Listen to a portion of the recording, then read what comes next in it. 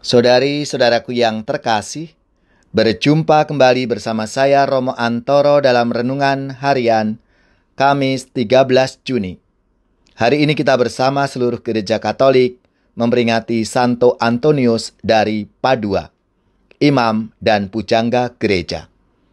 Selamat dan profisiat untuk saudara-saudara, gereja, paroki dan lembaga-lembaga yang pesta nama Santo Antonius dari Padua.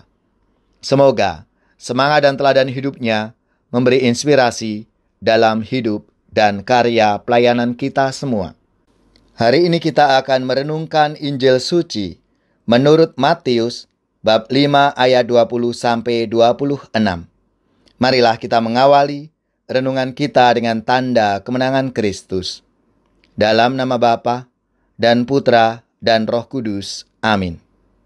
Dalam khotbah di bukit, berkatalah Yesus, "Jika hidupmu tidak lebih benar daripada ahli-ahli Taurat dan orang-orang Farisi, sesungguhnya kamu tidak akan masuk ke dalam kerajaan surga. Kamu telah mendengar bahwa kepada nenek moyang kita dikatakan, 'Jangan membunuh. Siapa yang membunuh harus dihukum.' Namun aku berkata kepadamu, setiap orang yang marah terhadap saudaranya harus dihukum. Siapa yang mencaci maki saudaranya harus dihadapkan ke mahkamah agama. Dan siapa yang berkata jahil harus diserahkan ke dalam neraka yang menyala-nyala. Sebab itu, jika engkau mempersembahkan persembahanmu di atas mezbah, dan engkau teringat bahwa saudaramu sakit hati terhadap engkau, tinggalkanlah persembahan di depan mezbah itu, dan pergilah berdamai dahulu dengan saudaramu. Lalu kembali untuk mempersembahkan persembahan itu. Segeralah berdamai dengan lawanmu selama engkau bersama dia di tengah jalan, supaya lawanmu itu jangan menyerahkan engkau kepada hakim, dan hakim itu menyerahkan engkau kepada pengawal, dan engkau dilemparkan ke dalam penjara. Sesungguhnya aku berkata kepadamu, engkau tidak akan keluar dari sana sebelum engkau membayar hutangmu sampai lunas." Demikianlah sabda Tuhan. Terpujilah Kristus.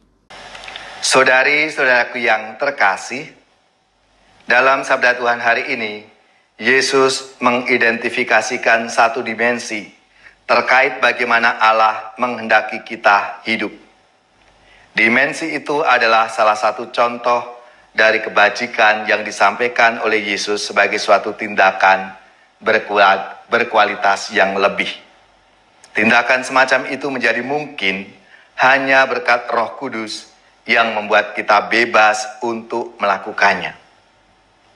10 perintah Allah melarang orang beriman membunuh sesamanya.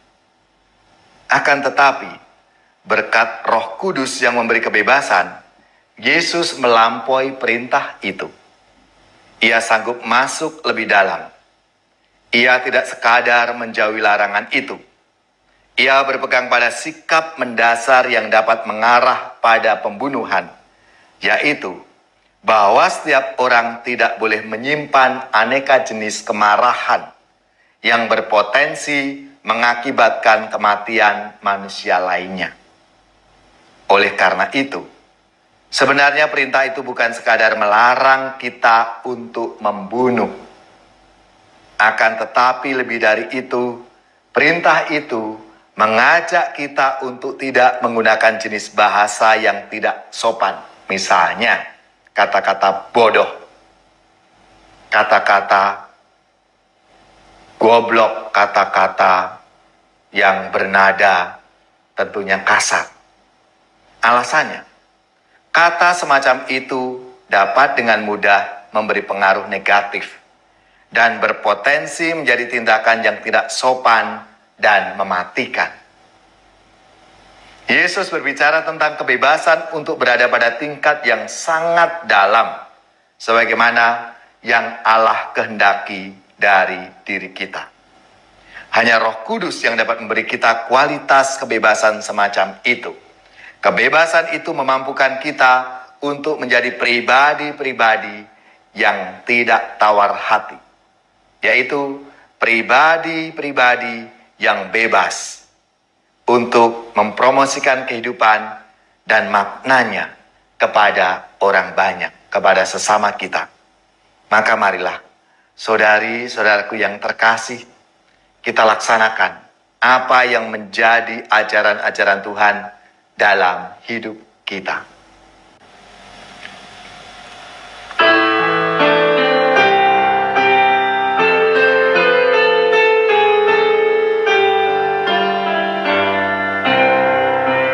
Pujilah Tuhan, umat beriman, mari bernyanyi dan mengucap syukur, persembahkanlah di altar yang luhur kurban pujian.